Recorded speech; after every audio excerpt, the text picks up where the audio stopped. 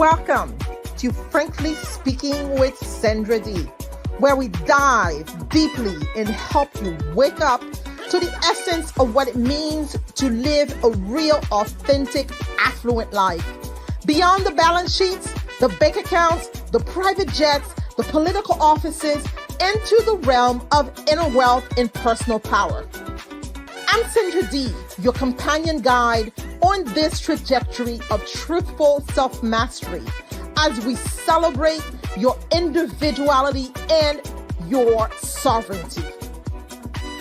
Welcome to another episode of Frankly Speaking with Sendra D. So I promised you 2 segments with Lieutenant Colonel Jason Pike, and today is the second segment. So we talked last time, those of you who did listen, and I highly encourage that you go back and listen to the previous podcast, which we will put the link right above. And those of you who listen, you had the privilege of listening to Lieutenant Colonel Jason Pike talk about his time in the military, what inspired him to come into the military.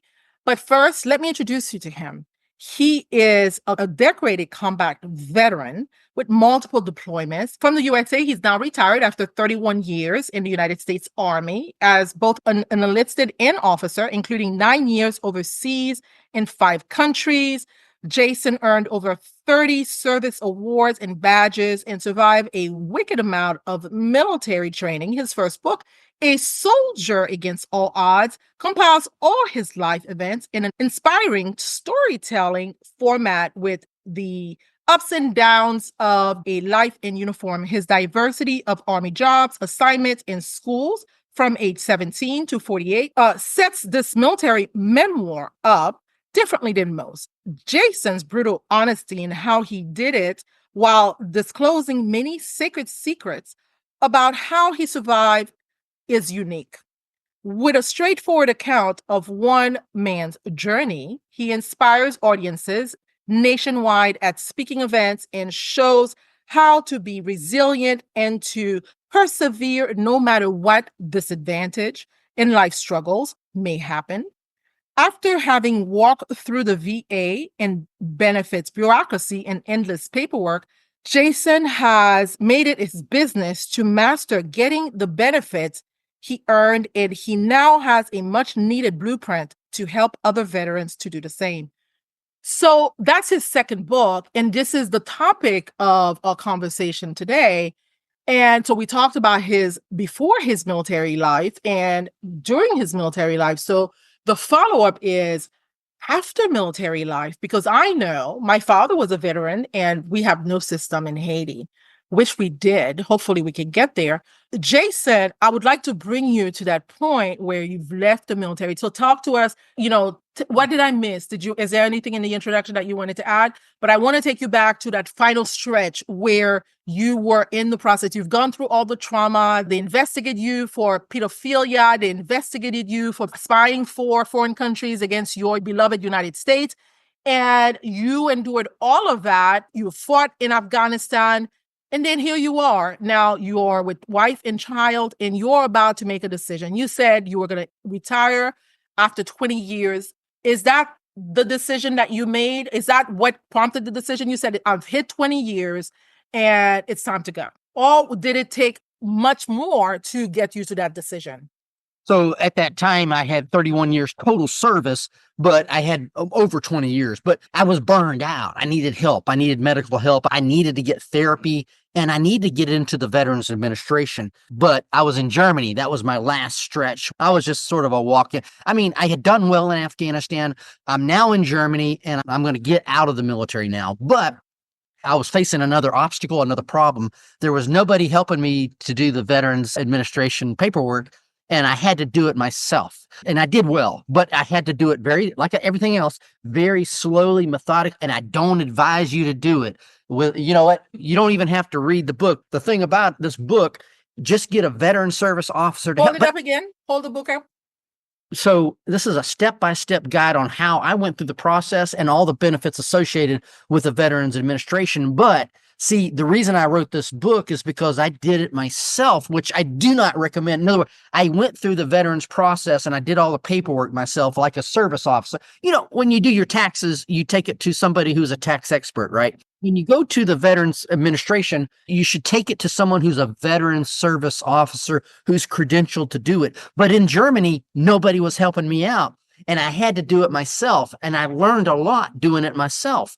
And I did very well. I came out really well at 100%, which, I mean, it surprised me. And I wanted to bring light to all the benefits associated with being a veteran.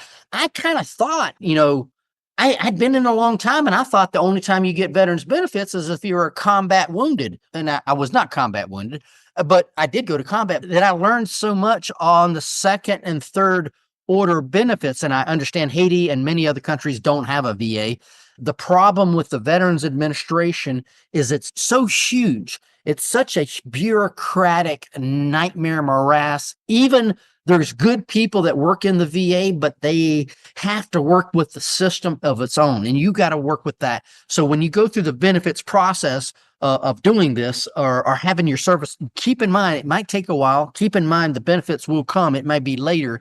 But that's the reason I wrote the book, and I learned so much doing it myself and understanding. And sometimes there's so much out there, and I would not want them to work. If you had a private, I would not want the Veterans Administration to do an operation on me. But their equipment is great. If you had any type of braces or hearing aids or creams or toothpaste or whatever they give you, that's all wonderful. The money is, of course, green money they give you. So, but if you had another healthcare, it's such a bureaucratic nightmare. Go through a lot of this. Antiquated as well. Apparently, the computer system is quite, and I remember when Trump was in office, President Trump was talking about that's one of his priorities, to get it up to date, to be able to easily find records and everything.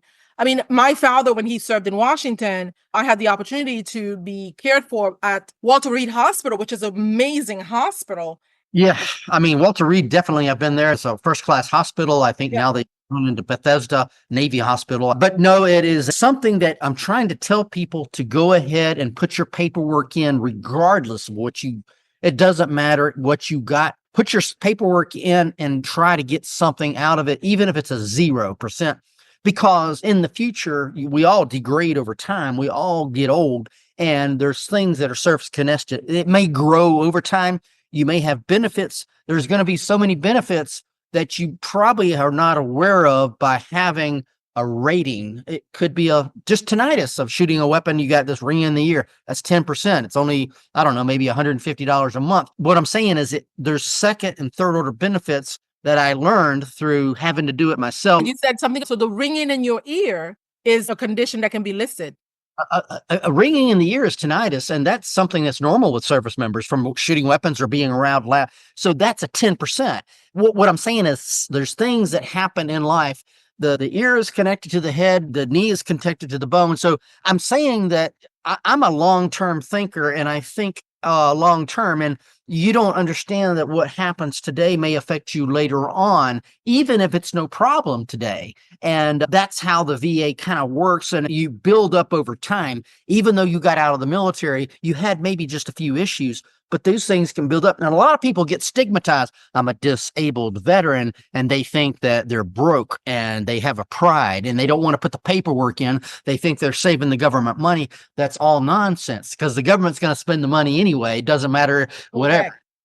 Correct.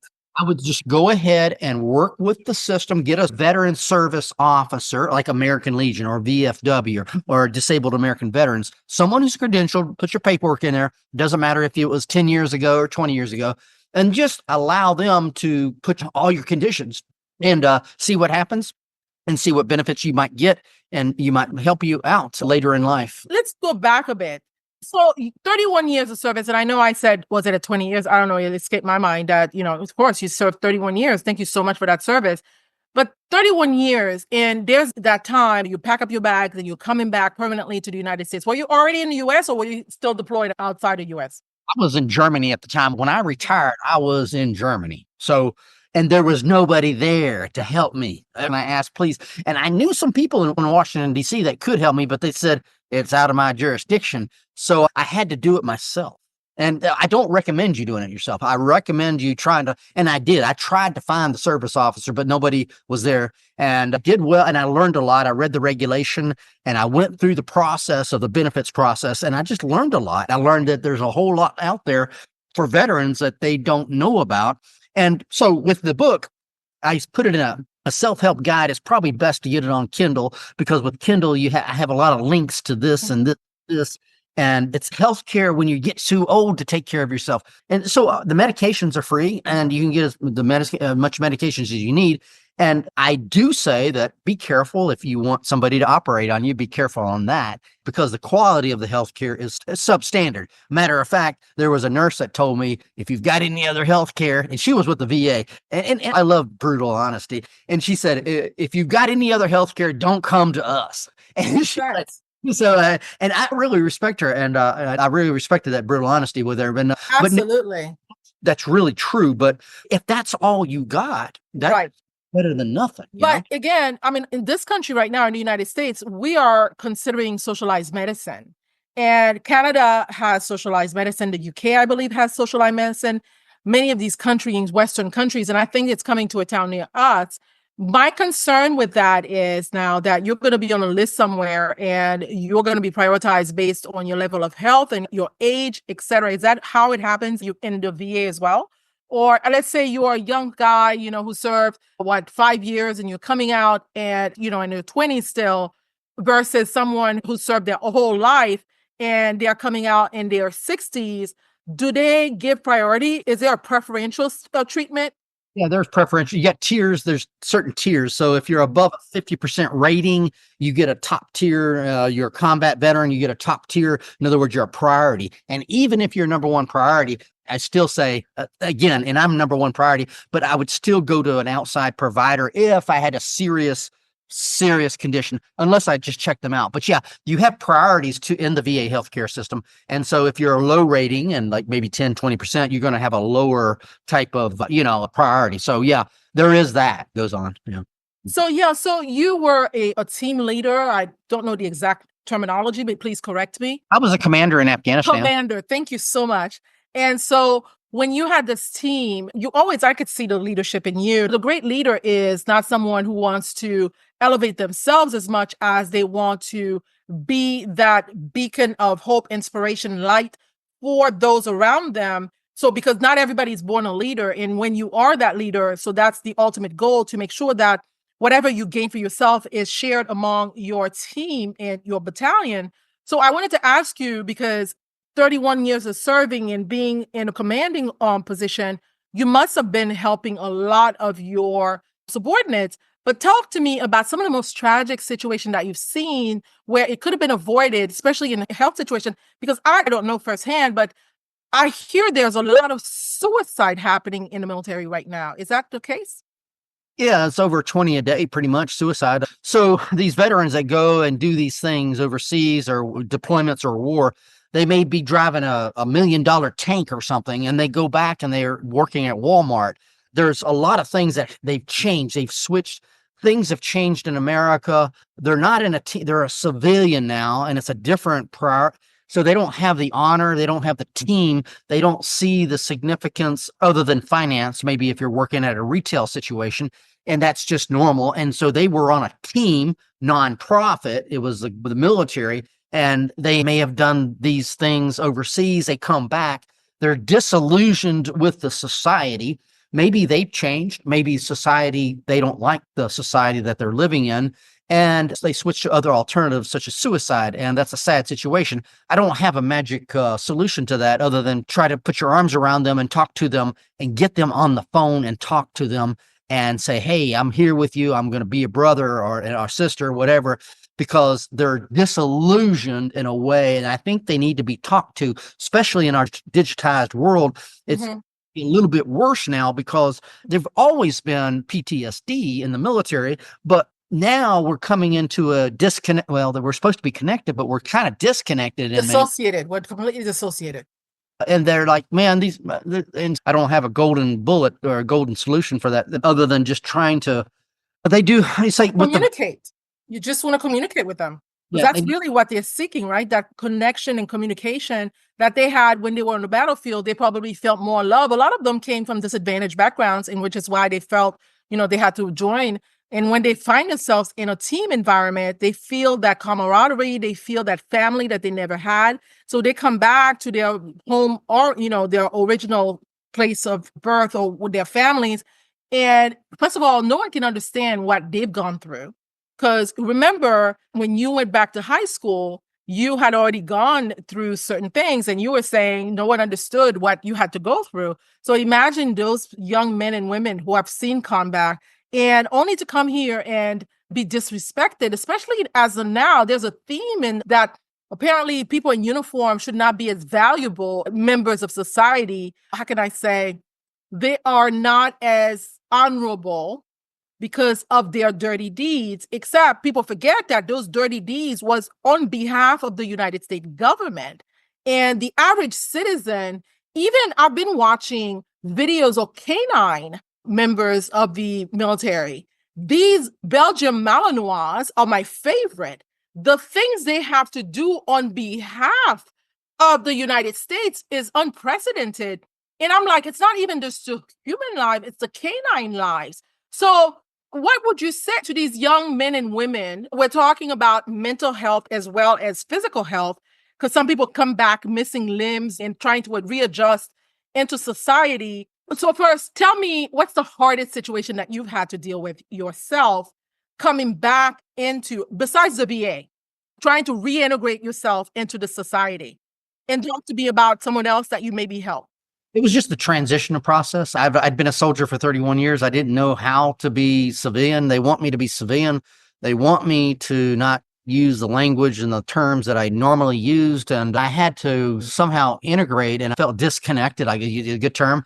And I didn't know really, other than just seeking mental health care, I didn't know what my purpose was. And that was for years. And I was just seeking health care. Eventually, I started to write books and get into the creativity process of the books. But that was my worst. And I'm creative and I learn things differently.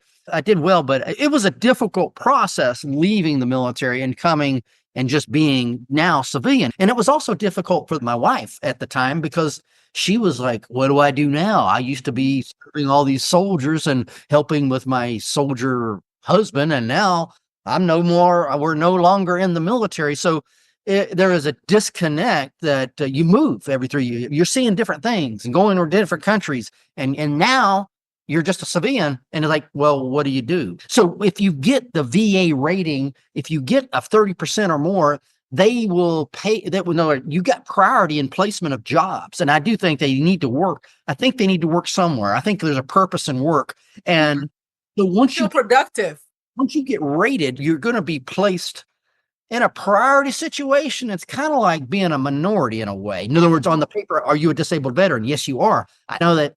I don't even like the term disabled, but that's what they call it, disabled veteran. You check that block off, and educational things that come up. There are scholarships and things. There are just job placements, and there are things that you are allowed to be prioritized because you're considered disabled with a minimal rating, really, not a big rating. Yeah.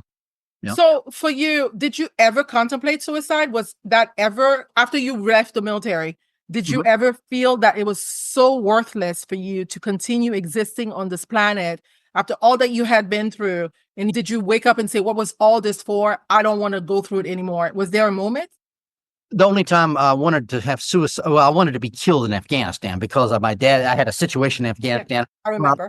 When I got out, I didn't have any. I had just ideas of suicide, but it was nothing that I was never going to.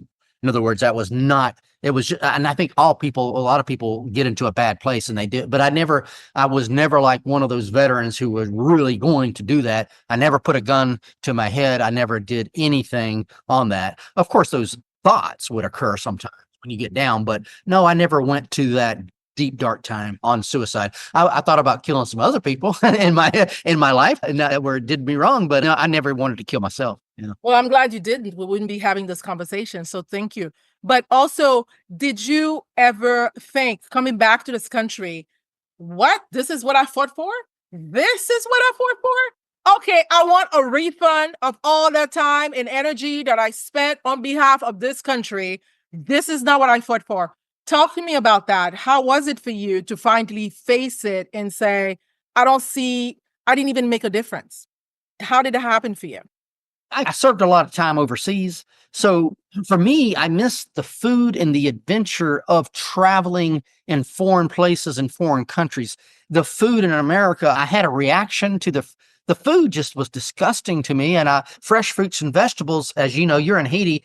Oh, were in, but it's different. The food is different. And I experienced that the processing mechanism of the food, I had a problem. I still do have a problem with that. And whereas other places you go to, there's more fresher foods. As far as the America of its own as a free, I didn't have a personal political problem with what was going on, other than all that mandatory crap, sexual harassment training, and all the BS training I got out of that. But really, it was just the food issues of America compared to living overseas. You know. I understand. So I'm going to take you into an area that, probably may be uncomfortable, which is the political realm. I want to ask you, so as you become a civilian, I think it's easier when you have that uniform that you are serving God and country. But when you're a civilian, you still have in your mind God and country, but then you actually have to perform or to be more of a civilian. You're getting more into politics. You're getting more into this party and that party, this rule and that rule. So how do you detach from your original way of thinking that you're not serving a party, you're serving a country, versus now you're a civilian and you're having to make informed decision for yourself? You get to actually say whether you like this person or not like this person. We talked about Trump a little while ago. I mean, people know that I came on the Trump train on his second term, on his second election. I didn't vote for him the first time. I'm more libertarian. I voted for everybody except, I'm always like, I just want the best thing for this country. But that said, did you feel more free after being out of the uniform to vote and to look at more political issues, or did you remain in that neutral zone? I remained a Republican the entire time of my career. So even before or after, I was always voting Republican. That's just my ideology with Republicans. And this is my experience of 31 years, is there's more funding that goes to veterans, whether it be duty or whatever. And they place a priority, and you can see the schoolings, the opportunities of advancement under a Republican leadership in the military compared to a Democratic. And Right. so just doing it off of logic of my career of 31 years. Other than that, I thought I'd never been I never owned a corporation. I don't know anything about that. I just served in the military, but I could see how the Clinton years or the Obama years went down. And I saw how the Republican years, they went up, meaning with money and funds and advancement and in career opportunities. And I said, well, you know what? I'm military, so I vote for Republican. And I think most military do vote for Republican for some reason, maybe that reason. And so that's kind of what I've always done. So I didn't never really change. I just stayed voting Republican the entire time. Well, that's fantastic. I mean, I always wondered, how does one stay neutral? But there is this conversation to have about the fact that apparently there are some interest in purging, if that's the term. That's the term they use, but I'll say purging the military of Trump supporters. How does that fit into the whole neutrality system? Because if you're going to try to cut out a segment of the military, that started happening around 2020, if I remember correctly, because they wanted to make sure that Mr. Biden was safe, because he felt that if people were upset about what happened in 2020, and this is not me saying that there was any wrongdoing in the election. That's not the conversation I'm having. I do have opinions about that, but another podcast. But as far as that, so they were purging the military because, first of all, those who didn't want to take the vaccine were equated with Trump supporters, because apparently those Trump supporters were the ones who didn't want to take the vaccine. Can you talk a little bit about that? So moving forward, as someone who is a veteran, who is a Republican, and now there's talk about only having people who vote a certain way in the military. Am I hallucinating? Did I hear that correctly? Is that happening? No, I was never in the generalship. So if you're in the generalship or the senior leadership, so if you're just a soldier, which most of the time I was just a soldier, I was not in the general leadership. So you could vote any way you wanted to. You just could not get out there on Facebook and say things when you're active duty. Now I can. I never done it anyway, but I don't care for do that. But those purging things that I understand what you're talking about, they occur with senior executive services and people that are in the generals that have a ideology that would be based to the whatever party is in charge. that's sort of a normal thing to my Is understanding. it? It's a normal thing that's occurred throughout any administration because they want to get the people on board at the senior level to think the way they think, or Sure, to align with the current administration. But I I don't. think I was referring to what the COVID, a lot of soldiers were hesitant to take the COVID vaccine.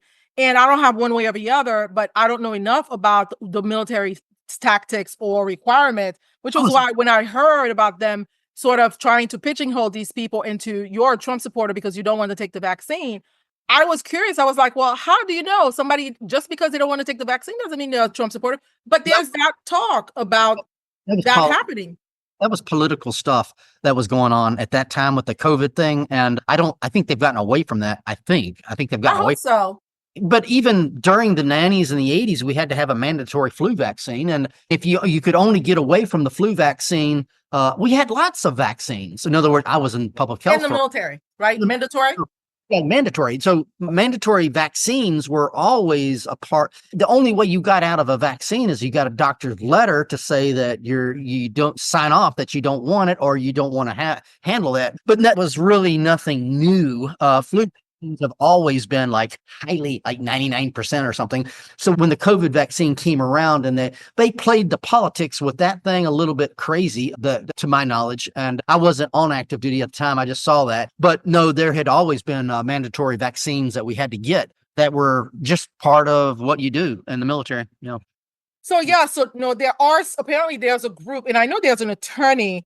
His name is Robert Barnes, and I believe he was representing. Have you heard of him, Robin Barnes? He used to be a Trump attorney, but he has mentioned that he is filing some lawsuits against the U.S. government on behalf of some soldiers that members of the U.S. military will be required to take a COVID vaccine, and apparently he has been representing. So this is in 2021, some soldiers that were forced to take the vaccine. So I'm not sure. So you don't know anything about that. I don't know too much about it. I just read the headlines.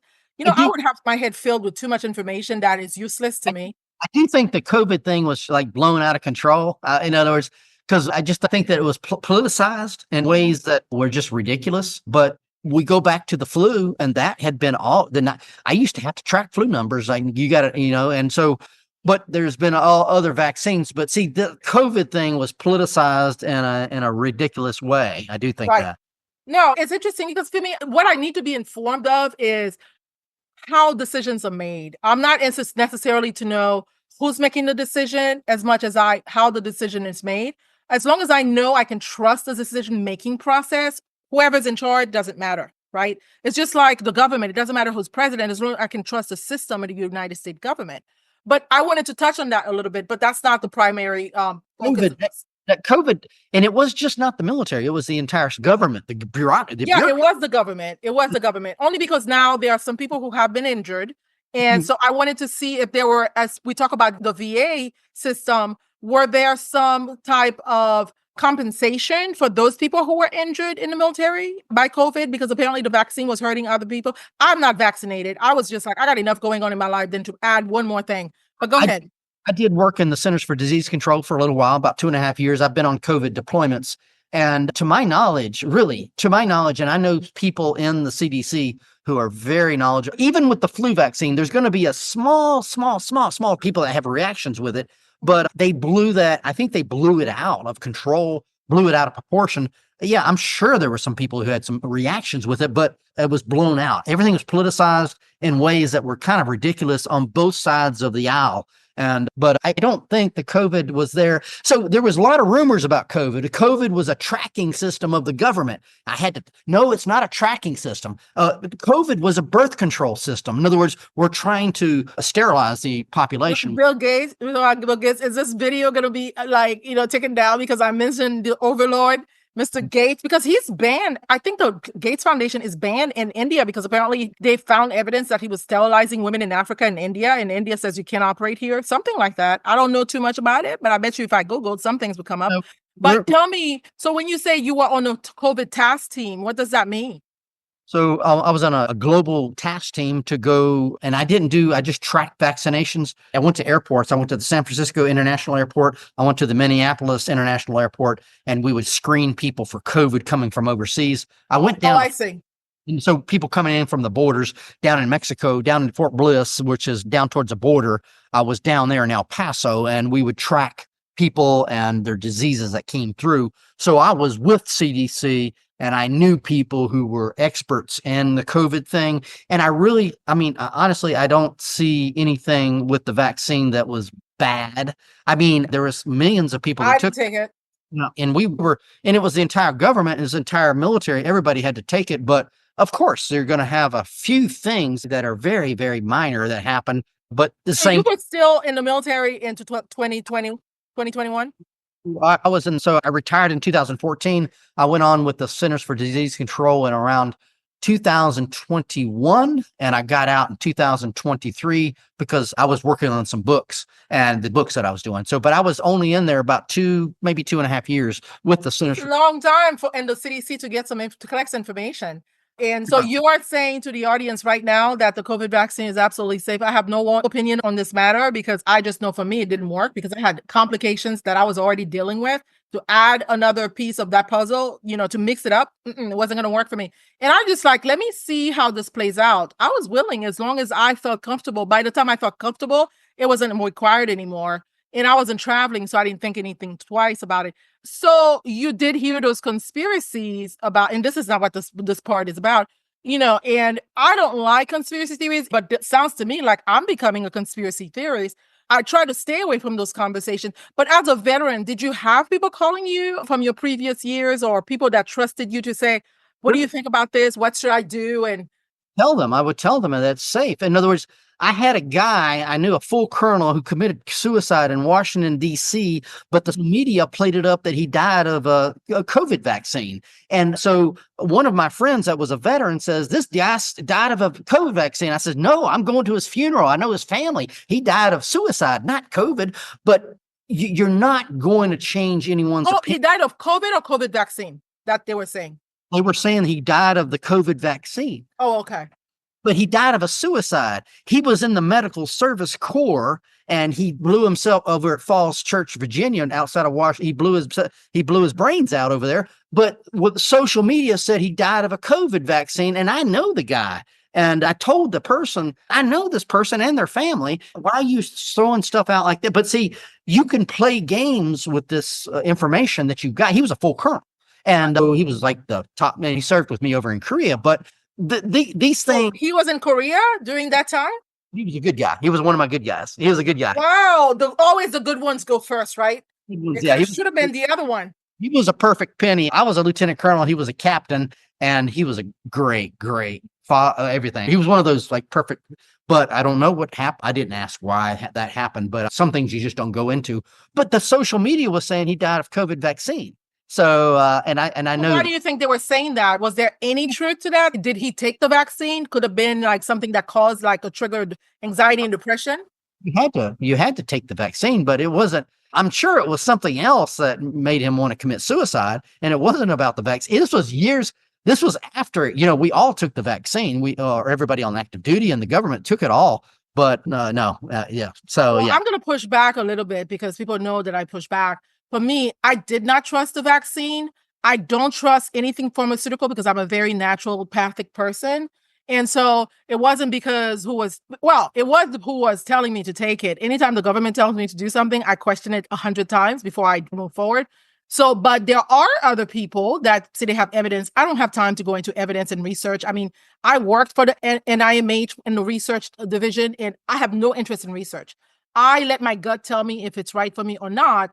But I do hear a lot of people mention in the airwaves, some of the alternative media folks, how this person died of COVID, they were injured of COVID vaccine. So for me, I don't even know. The thing is, if I have enough intuition to say that's not working for me, I'm good.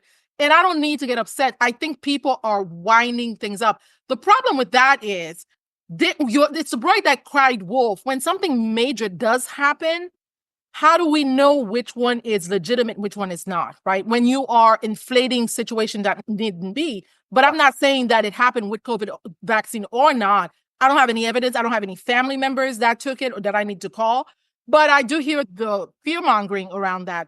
So that said, we can move on. I was thinking about your leadership and how you came home and you were able to help some people acclimate back into the world and you've become that support system. So, what is it that we need to do here and to help the veterans? What is it that is essential in helping someone come back home? Because home is the safe place.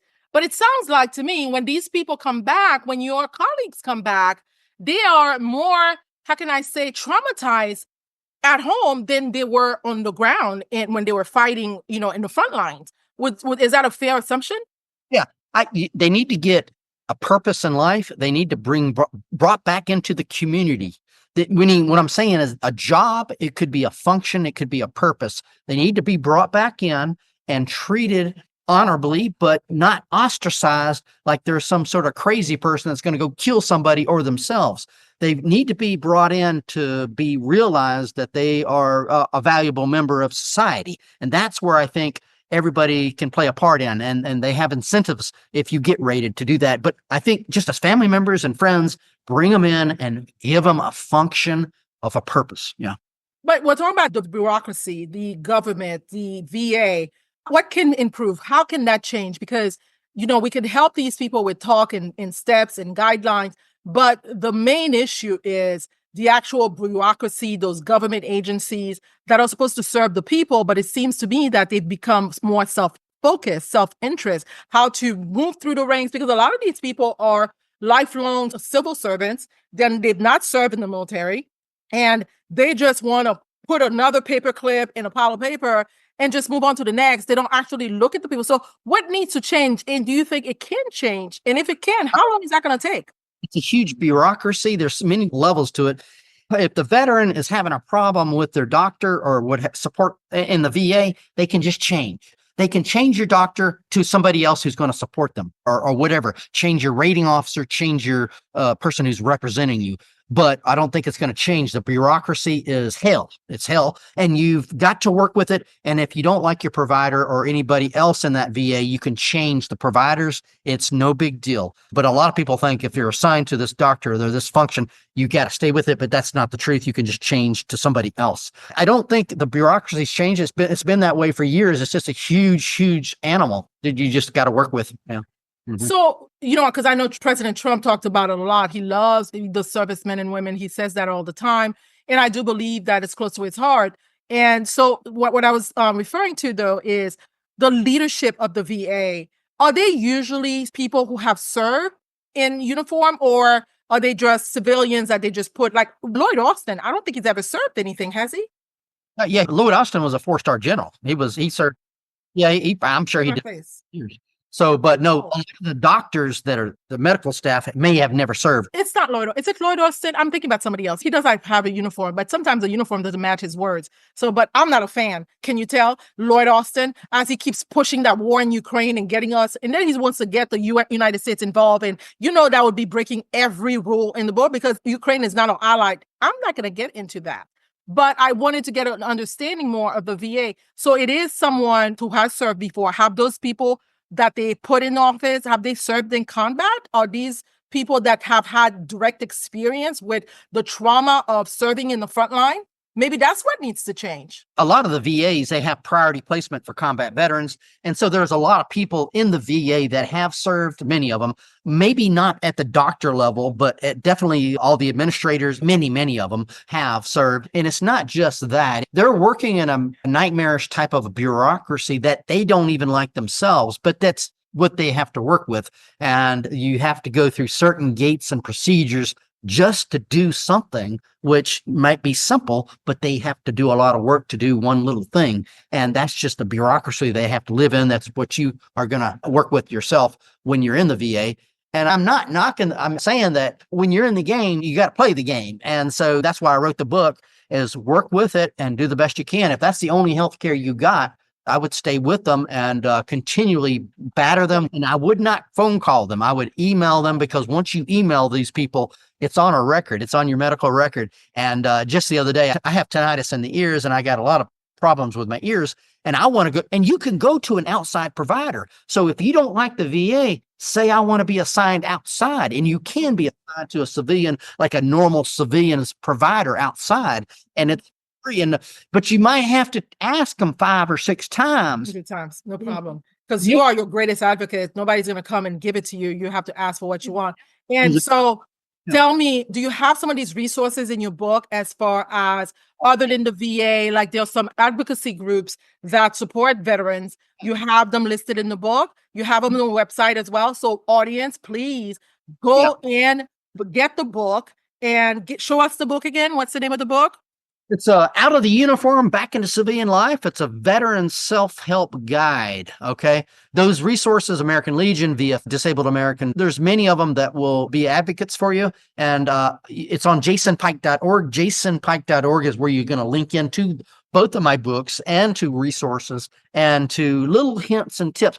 This is hints and tips on how I used my knowledge to fight with the VA and to get my benefits. And that's where I would go to. It should not be a fight. The only fight needs to be on that battlefield, facing off with the enemy. Here, we are friendlies. So when you come back home, everything should be rolled out for you on the red carpet. And I am appalled at the fact that veterans do not have that kind of treatment. As I said, in Haiti, we don't even have a military because Mr. Clinton thought it was a great idea to abolish that military. And I always say to him, Mr. Clinton, that's another trigger I have. Mr. Clinton, if you think Haiti should be without a military, I suggest that we abolish the military in the United States as well, because you know what? We have had the military as long as the United States has. That said, would you be willing to come and train the military system in VA system, establish one, help us establish one for Haiti? Because my mother's still living and she's supposed to get benefits from my father and she got. Then if you had one last sort of guide to give to these veterans and people who are thinking about leaving the military or people who are already out and are having the struggle. I know you showed the book again. What's that big thing? If you had to pick one thing, what's the one that you would say, listen to this and nothing else? Go to the transitional classes when you get out of the military. There's going to be transitional classes on what the VA is about, all your benefits, also how to do a budget, how to transition into the military world. Go to that, maximize that. If you didn't do that, go to a service officer and get your benefits regardless of what you think you might have. It doesn't matter. Put your paperwork in there, and even if it's a 0, go and do that now. That's all. Just go and do it, because there's a lot of things you just don't understand. And I think you need to, if you served it, you deserved it. So that's what I'm thinking, Well, Lieutenant Colonel Jason Pike, it was an honor again. And I thank you for your service to this country, to this world, because I do think the United States is a beacon of light in the world. When the United States is broken, and so is the rest of the world. And so right now, I feel so happy that I've had this conversation with you. Hopefully this touches the lives of many veterans like you who have had to deal with feeling alone and having the right resources and support. So if someone was to reach out to you, would you like to tell them how to reach you? jasonpike.org is my website, jasonpike.org. I'm on all the social media there, jasonpike.org. The books and the media are all there, blogs and all that is all there on the website. And you can bet that he will be back, because he is writing another book. Give us the title of the next book.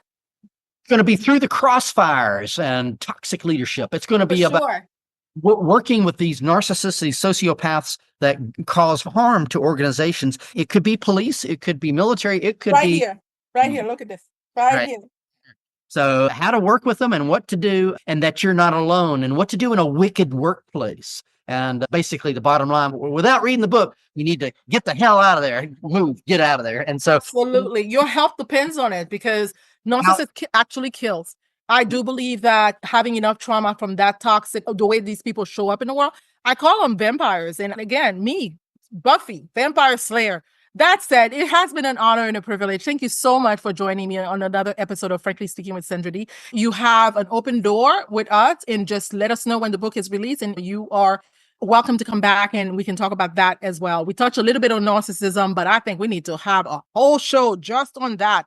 So again, thank you. And everyone, I appreciate you so much, and I love you. And please keep watching these and let me know in the comments what you liked, what you didn't like, so that we can definitely alter, so that we can bring you topics that are of interest and help you grow and become more informed as an individual. Thanks again. Oh, and don't forget, Subscribe to Frankly Speaking with Sendra D's podcast and join us every week as we uncover the stories of those who triumphed over life-altering challenges to achieve not just financial success, but a richer, a deeper, a more altruistic life. It's about time we redefine what it means to be a truly affluent individual. Don't you agree? So come and join me. And let's be unstoppable on this journey called life. Because here, affluence isn't just a buzzword. It's a path to waking up to your authentic being.